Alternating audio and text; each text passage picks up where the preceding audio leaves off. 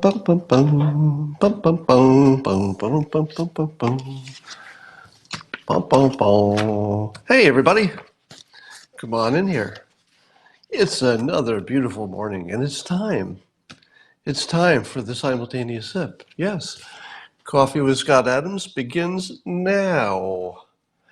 But the real fun begins after the sip, and all you need for that is, well, a copper, a mug, or a glass, a snifter, stein, chalice, tankard, thermos, flask, canteen, grail, goblet, a vessel of any kind.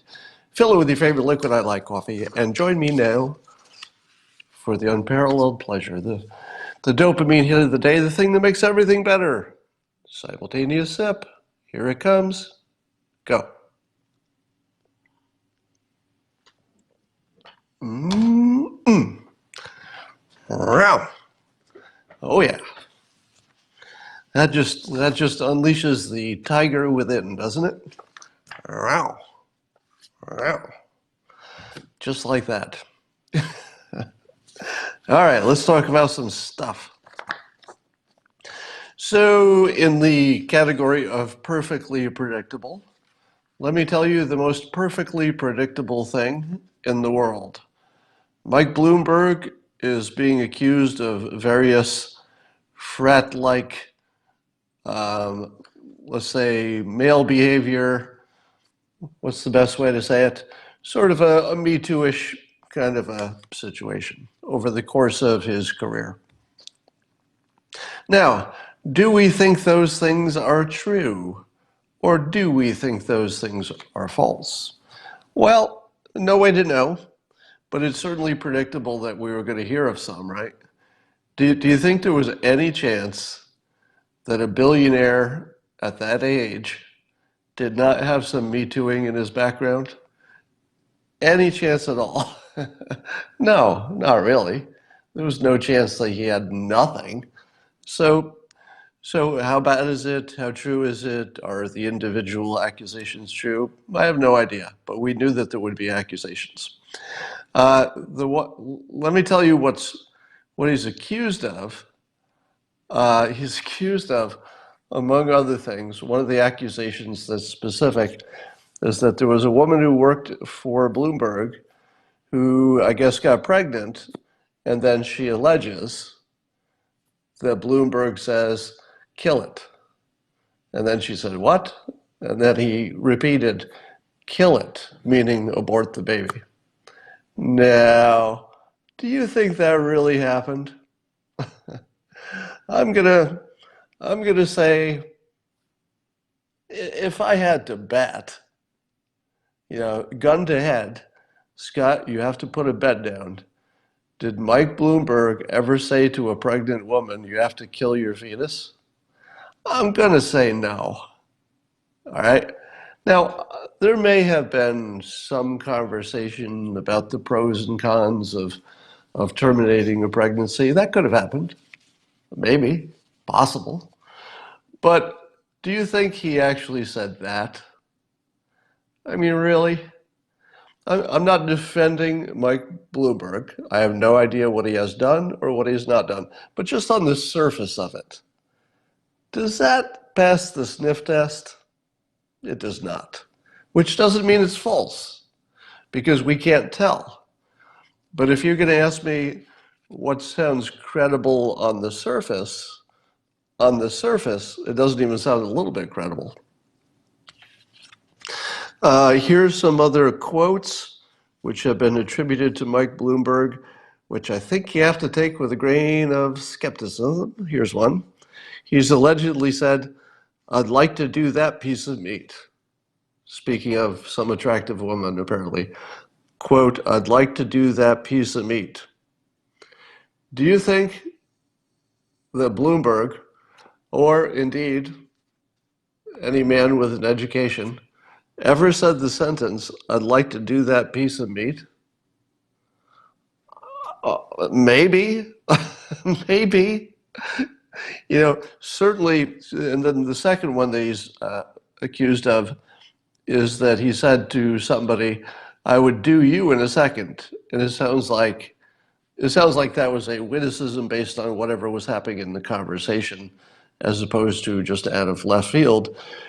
Now, do I believe that Mike Bloomberg or any other male who has been in business for many decades would have ever said to a female colleague in a, it looks like this was probably a joking situation, but we don't know the context. Has any man ever said to a female colleague, "I'd do you in a second"? Yeah, yeah. That's probably happened about 1 billion times. Not defending it. I'm not giving you an opinion, not saying it's good or bad. I can imagine situations in which the people know each other really well, have a history of joking exactly in this way, in which the woman would just laugh. Because it might be, part of 1 million things they've said to each other, each of them just as bad. In the real world, women say things just as bad as men. By the way, you knew that, right? You know that the women say things that are just as bad as the men, right? So is it possible that Mike Bloomberg could be in a situation in which everybody, both the men and the women, were saying things that would be deeply inappropriate by 2019 standards, but in 1970, whatever, didn't seem that different because everybody was doing it, men and women? Could he have said, "I'd do you in a second" as part of a joke with people he knew well? Who knows? We have no way of saying. But certainly you'd have to look at the context and know, did he have some reason to think that the people there would just think it was a joke and wouldn't mean anything? You don't know. But it was very predictable that he would get Me Too'd, and I would imagine that takes him out, wouldn't you? You can imagine a Republican getting Me Too'd, let's say President Trump, and surviving. But you can't really imagine a Democrat surviving through the primaries with a big old Me Too thing hanging over him. I would also expect that if Tom Steyer ever got more traction, in other words, if his poll numbers went up, you would almost certainly see accusations against him. I'm not saying that they would be true, but don't you think Tom Steyer, because he's old enough, he's been in business a long time, don't you think there'd be some accusations against him? Again, I'm not saying he's done anything, and I'm not saying any accusations would be true, but wouldn't you expect them? I mean, you should expect them. All right. Did you see the video of Adam Schiff doing a town hall? So he was doing a town hall. I think the topic was on Armenian genocide. I believe that was the topic. But there were some Trump supporters who went there and started shouting, "Liar, treason, liar," and caused a big ruckus. And they were shown the door. And I thought to myself, that's 2020, right? Let me ask you this. Adam Schiff lied about what was in the secret information that he saw and Devin Nunes and some other people saw before we did. And he stood in front of the world, he wrote a memo on it, and then he repeated it. And he lied to the world about all the things that we now know he lied about. He knew he was lying. He knew that the impact of that lie could be to overthrow a legally elected president. He knew the stakes, he knew what he was doing, and he knew he was lying because he couldn't have not known. Everybody looked at the same document. So I'm trying to think if anybody in my lifetime, I think technically I was alive, but maybe a baby during McCarthy. When was McCarthy? The McCarthy hearings, late 50s, I forget. But I don't know that any politician has ever done anything worse to the country than what Adam Schiff has done. Can you? Oh, he was 1954. Okay, that was before I was born. Can you think of any example? This is an honest question. Honest question. Who in, let's say, my lifetime or yours, who exactly has done something worse to the country as a politician than Adam Schiff? Can you make some suggestions? So we're not going to count McCarthy because he was before my lifetime. Somebody says Bush. If you count the weapons of mass destruction in the Iraq War, you would be right. You would be right. I don't know if Bush lied about WMDs. That's not clear. He may have been just wanting to see what he saw. But there's no doubt it was a mistake, the Iraq War and the WMDs. We know that now. But it might have been just a mistake. We don't know if Bush was actually lying. Ollie North? Not really. Obama weaponizing the FBI, NSA, and CIA? That's pretty bad. Yeah, that was pretty bad. All right, well, I guess we had quite a few suggestions here. All right. But I would imagine that Adam Schiff will never again, and I mean never again, as in not even once, I doubt he'll ever be able to speak at a public event where there won't be patriots there shouting him down and calling him a liar and accusing him of treason. Because, we live in a country where that sort of thing happens, and I can't think of a better reason for that to happen.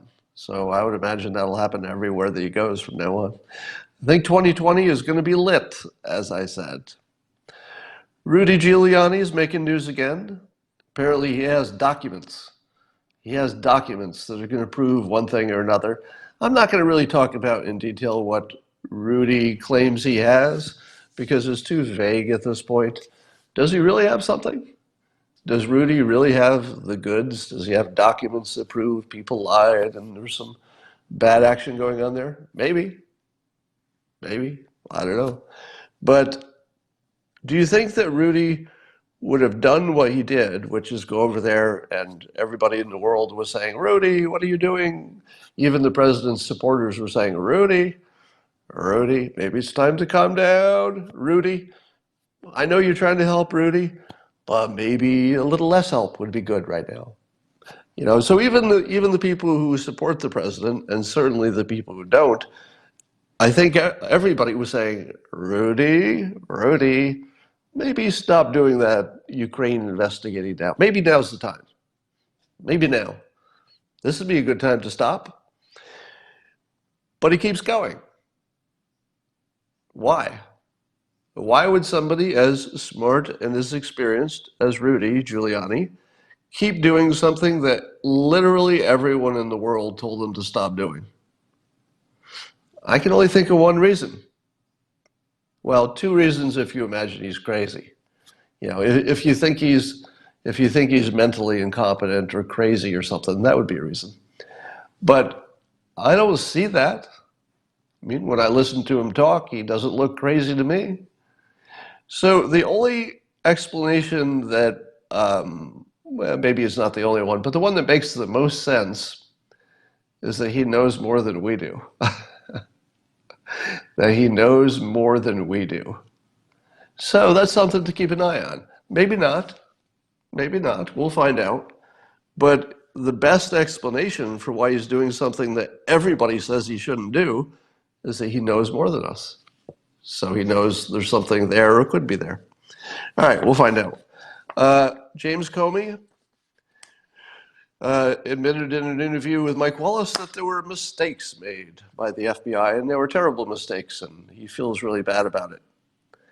I guess that was the best play for Comey, because he could no longer say there were no mistakes, and he couldn't not take responsibility because he was the boss. So I think he had to do this. So in terms of Comey's strategy, it probably made a lot of sense to finally just say, okay, there were a bunch of mistakes. Because that's the least bad thing we could say about him. If he goes right at it and he says, hey, it was just a bunch of mistakes, our process wasn't good, then it doesn't sound so bad as a coup attempt. Now, I don't have any reason to believe that Comey was personally involved in a coup attempt, but it's certainly smart for him to get out front and frame it as a bunch of mistakes and incompetence. And let me just stop and Every once in a while you get into the details and you lose sight of the bigger picture. I want you to back up for a moment just for a laugh and look at the bigger picture. Have you noticed that people that go after the president don't have good outcomes? I don't know what could possibly amuse me more than James Comey, who has been one of the biggest critics of the president, having to defend himself from accusations of treason, and his best defense is gross incompetence on his part. How do you not enjoy that? President Trump has been, demonizing this guy forever. Turns out there are good reasons for that. And now Comey's best play to not look like he was involved to make him look like he's not involved with something that would be the death penalty, I think, treason. His best defense is that he personally is massively incompetent and did a terrible job. If you ever get a chance to destroy your enemies, the phase that you will enjoy the most is where they're defending themselves by trying to convince you that they're not really evil, they're just really, really bad at their job. Well, you have to enjoy that. You have to enjoy that. But we are still grappling with the question of whether the mistakes, quote unquote, were intentional. Were they part of a organized conspiracy? Were they individuals acting within the realm of their own bias? I think that you still have two hypotheses that fit the evidence. So the evidence, based on what we know so far, before Durham tells us more, obviously Durham knows more because he disagreed with Horowitz, but we don't know why. So at the moment, the evidence that's available to us would support the hypothesis that there was an organized conspiracy. But it also fits the evidence. The evidence also fits that it was just a bunch of people with Trump derangement syndrome who maybe couldn't yet really see that what they were doing was so bad at the time. In retrospect, as they look back on it with some distance, they probably look back on their own actions as just guessing. I have no idea what they're thinking. But it probably looks worse to them now than it did when they were doing it. Because it's not that unusual for people in a big organization to cut corners. It's not unusual to act unbiased. But it's different if you think you're trying to do the right thing versus trying to do the wrong thing. If they were trying to overthrow the government and it was just because they preferred their candidate win, it's just because they wanted to keep their jobs or any of those things, well, that's pretty evil. But it could have been the other thing. Somebody says, naive. All right, I'm going to block you for saying naive 3 times. That's one of my red lines. I remind you that you can always say what you disagree with, but just saying you're naive, Scott, will get you blocked, as you just saw. And keep in mind, I don't know that naivety explains the fact that I'm saying that there are 2 hypotheses that both fit the evidence. That's just a fact, right? Now, it's perfectly fair for you to say one of those is way more likely, in my opinion, for all these reasons. That's fair. But it's also fair that both hypotheses fit the evidence, even if you prefer one strongly. All right, so we'll find out from Durham. One of the things about this whole Trump collusion, Comey, FBI, this whole story is that it's complicated, and it takes a long time to grasp enough of the different moving parts that you can start to see it as a whole. And I would say I'm only just getting there. And when you see it as a whole, and let's say the way that Bill Barr explains it. If you look at Bill Barr's explanation of where we're at, it's really, really bad.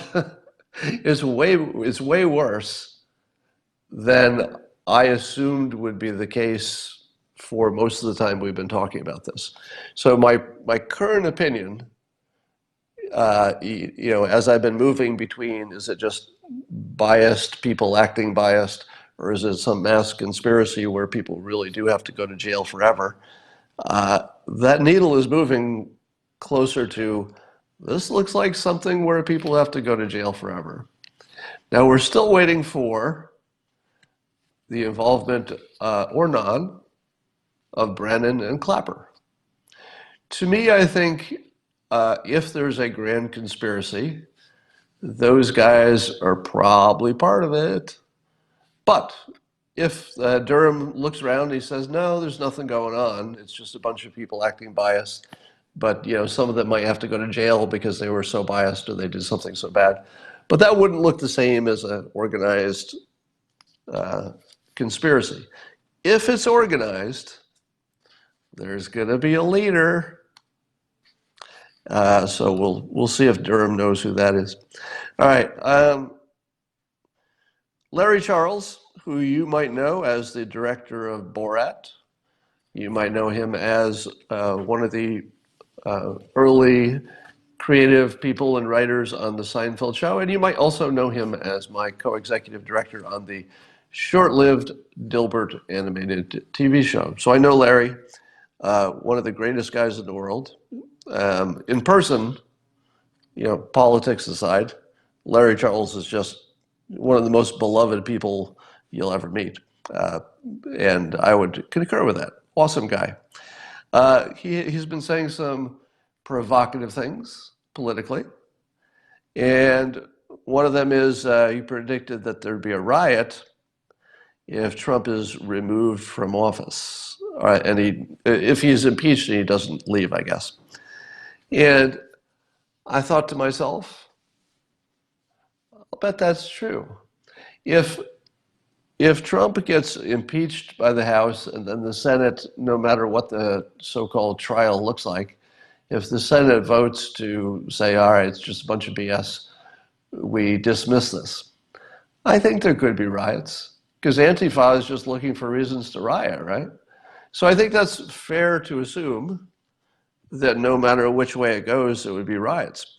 Now, if Trump is impeached, but the Senate decides not to remove him from office, yes, I think there will be riots. Antifa would be rioting. Let's go the other way. Let's say there is impeachment, and then the Senate surprisingly decided to remove Trump from office. Now, they'd have to have some new information because there's nothing at the moment that suggests they would do that. But suppose they did. Would there be riots? There might be. there might be.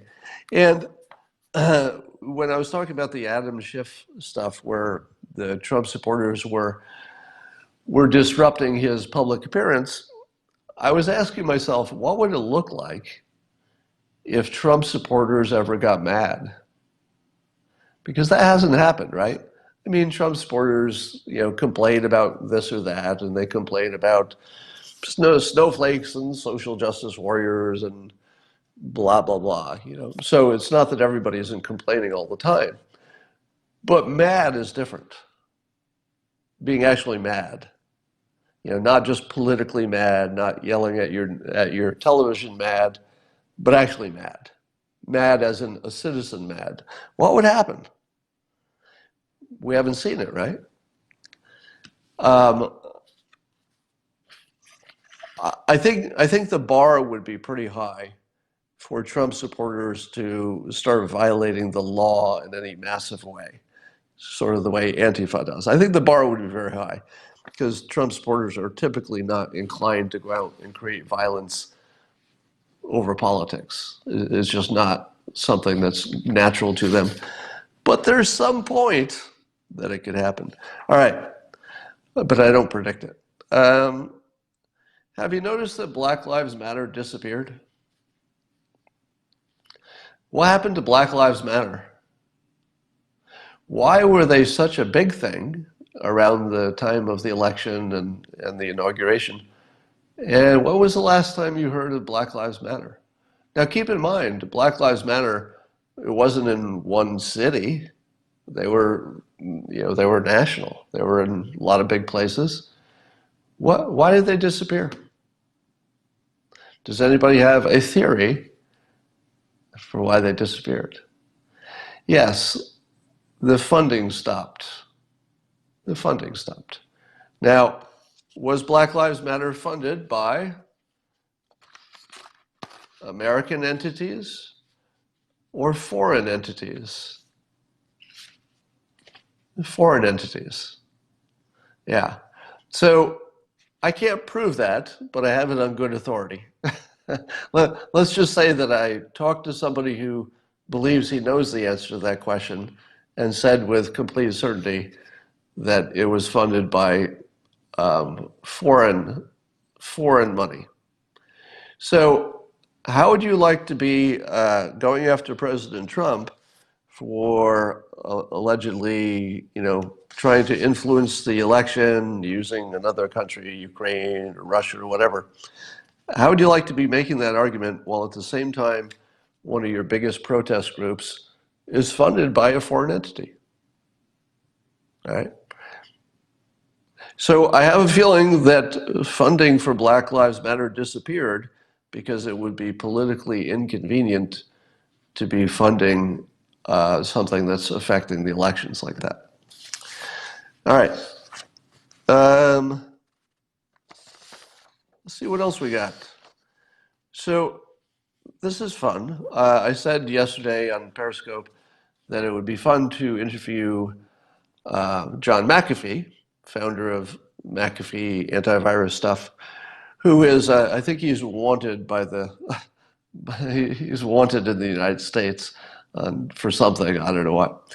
And so he's living in another country, but he's running for president in the United States, which will be difficult since he can't enter the United States.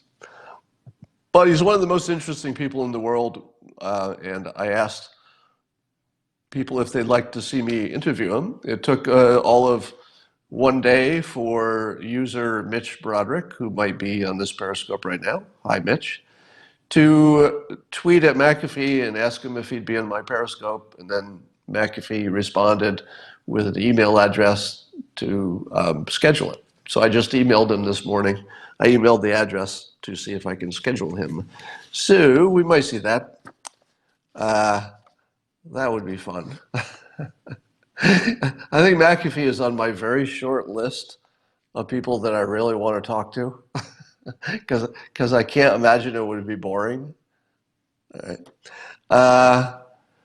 Somebody tweeted today that I, Scott Adams, am a British globalist paid troll. So there's actually somebody who is smart enough to write sentences and use Twitter who has been watching me and is determined from watching me that I'm a British globalist paid troll. Good take. Good take. Okay. Here's the funniest comment from Chuck Schumer. He was talking about what rules the Senate would have for the impeachment trial, should it come to that. And Chuck Schumer wants it to be a real trial with real witnesses, with one exception. He says that Hunter Biden shouldn't testify because it would turn the process into a circus. Oh my. Do you think there's any chance in the world that if the Senate has a process that allows both sides to have witnesses, do you think there's any chance that Hunter Biden won't be called to be a witness? Oh, Hunter Biden's going to be called to be a witness. So is Adam Schiff. So, wow. I could not be more entertained by any of this. But it seems like I think we know which direction it's going to go. I don't know if the Senate will ultimately have, I mean, it's kind of a tough call. If they have witnesses, they might do a better job of showing how bad the other side is, but the other side will have their witnesses too, and maybe something will come up that didn't have to come up, and it could be bad for the president. So if I were the president's lawyer, I'd say cut your losses, just vote. You don't need any witnesses, and just treat it like it's a ridiculous process and it hasn't met even the minimum standard of being credible, so you don't need a trial. Just vote on it. Just wipe it off the table and say, sorry, it was ridiculous. We can't take it seriously.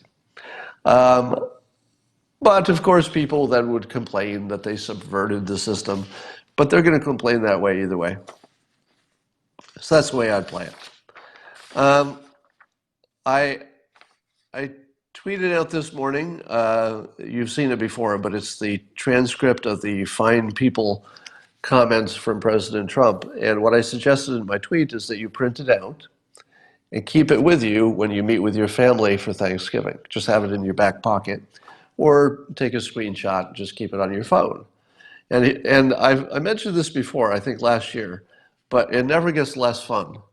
And the task is this: when your relative starts complaining that Trump is a big racist, ask them for an example.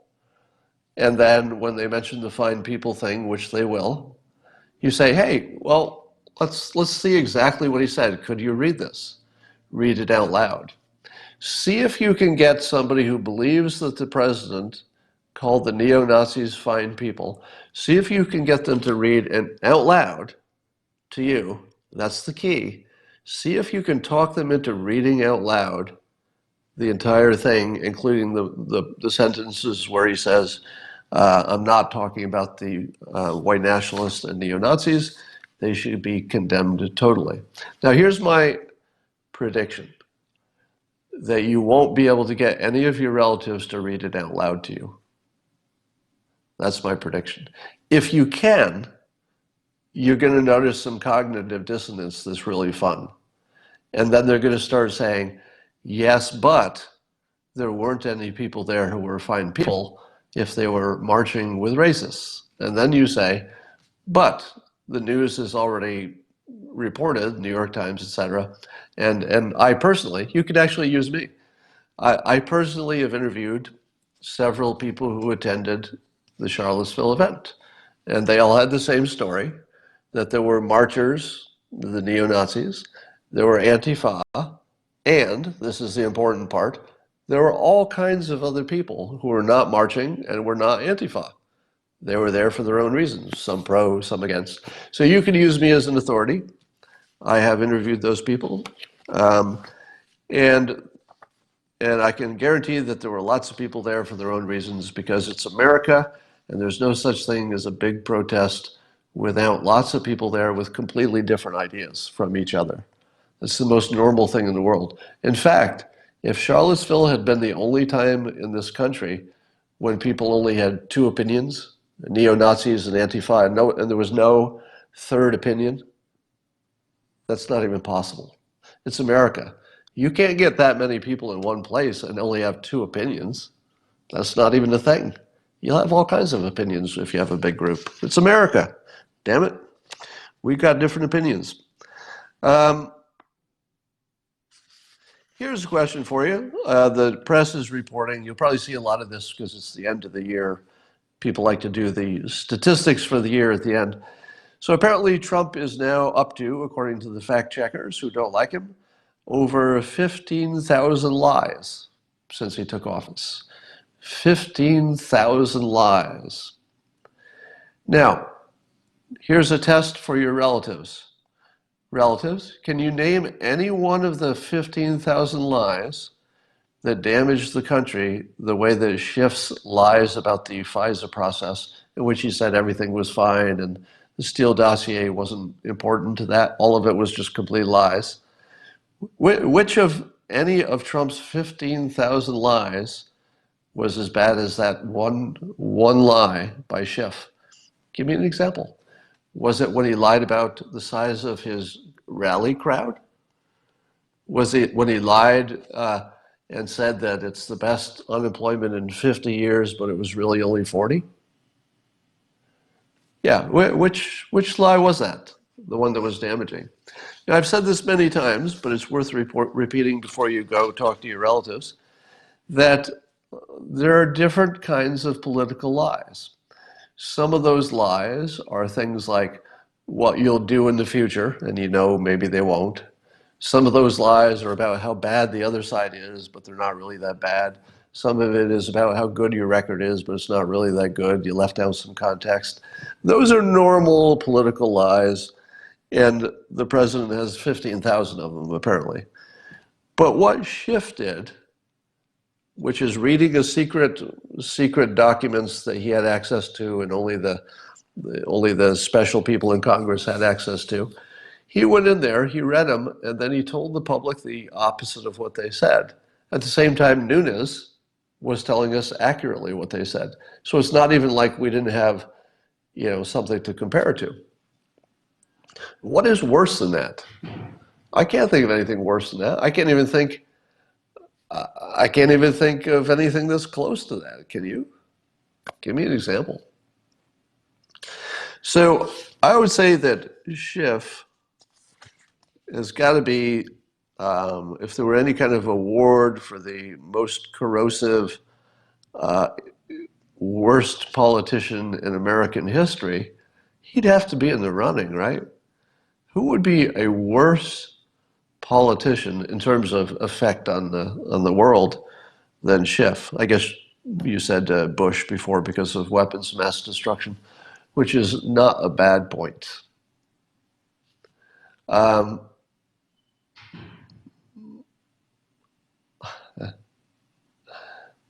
All right, I'm looking at your comments. Somebody says Harry Reid, Joe McCarthy, yeah. McCain, maybe. All right, so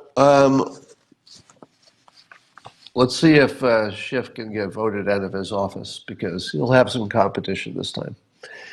All right,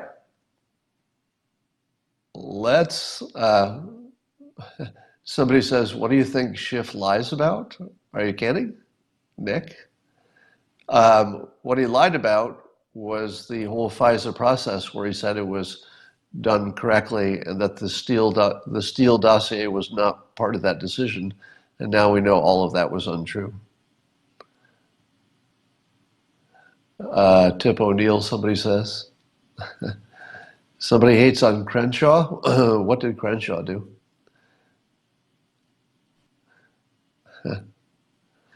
Have I discussed the Afghanistan papers? I haven't, but that fits perfectly in the context of what I'm talking about. There are different kinds of lies. There's one kind of lie that your government will always tell you, so you have to kind of treat it as, maybe sort of a normal lie, one you should expect. So that should be different than other kinds of lies. And yes, Jennifer Barboza is running against Schiff this next election, and I've offered to help her because I think Schiff needs to go. So we'll talk more about her as the year goes on. But yeah, so it seems that our military and our government was lying to the people of the United States about how well we were doing in Afghanistan. But is that important? Because don't we have a history of we always lie to our public about how we're doing militarily? It just felt like business as usual. Because I'm not aware of any time, this is just personal, but I'm not aware of any time I thought we were winning in Afghanistan. So if they were lying about how well we were doing in Afghanistan, it wasn't a lie that registered with me. It didn't register at all. People are asking, is Jennifer Barboza a Democrat? She's not. She is an independent. So she'll be running as an independent. Apparently there are more independents in that area than there are Democrats or Republicans. Somebody's asking about the Scott and Christina video that's coming. We have recorded it. So Christina interviewed me on a number of topics, including my book.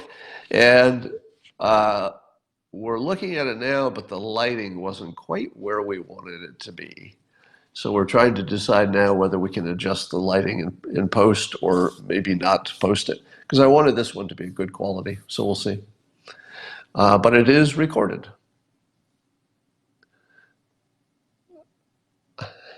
Somebody says, did I notice that Black Lives Matter and pirates disappeared at the same time? That's funny. It's not true, but it's a funny comment.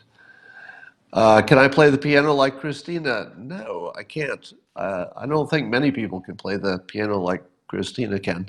She does seem to have a special gift. All right, I will talk to you later. That's all for now.